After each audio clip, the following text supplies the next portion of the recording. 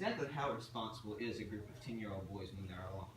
Well, if any of you have children or can remember a time when you were a child, you can probably recall a time when you and some friends were somewhere you shouldn't have been or were doing something you shouldn't have been doing. Today I'm going to tell you of a time when me, my brother, and a couple of friends were somewhere we should not have been at a very inopportune time. I've lived in the same house in the same small country neighborhood for about 16 years now. I live with my mom, my dad, my 6-year-old sister, and my 16-year-old brother. Growing up, me and my brother had a great relationship, and we loved to play with friends, and we loved playing outside. Because of this, we would often go on long adventures out into the wooded areas by my house. One area in particular that we loved to visit was an area we like to call the Dark Forest. The Dark Forest was a pine tree grove surrounded by a barbed wire fence that was often very cool and very shady. It also had a creek that ran right through the middle of it that we loved to play in. One day, we grew curious and decided to follow this creek to the other side of the grove. Upon arrival, we found what we thought was the perfect spot for a new clubhouse. It was just on the other side of the fence in a large field with very tall grass. We began going here day after day as it became our regular hangout.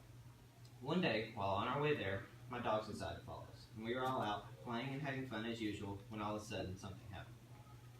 We all heard something, looked up, and saw a truck speeding readily towards us through the field. My dogs took off running back towards our house while my friends and I stood frozen in fear.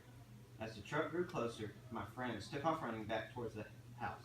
In fact, one of them attempted to jump the barbed wire fence and in the process ripped his pants.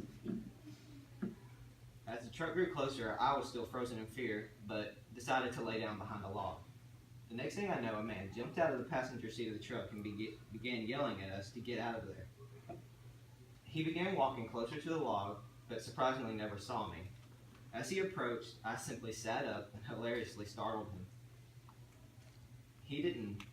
I began to apologize for us being there, and he was very understanding and forgiving. In fact, he admitted that he didn't even know that we were there. He was actually yelling at the dogs that he saw running through the field.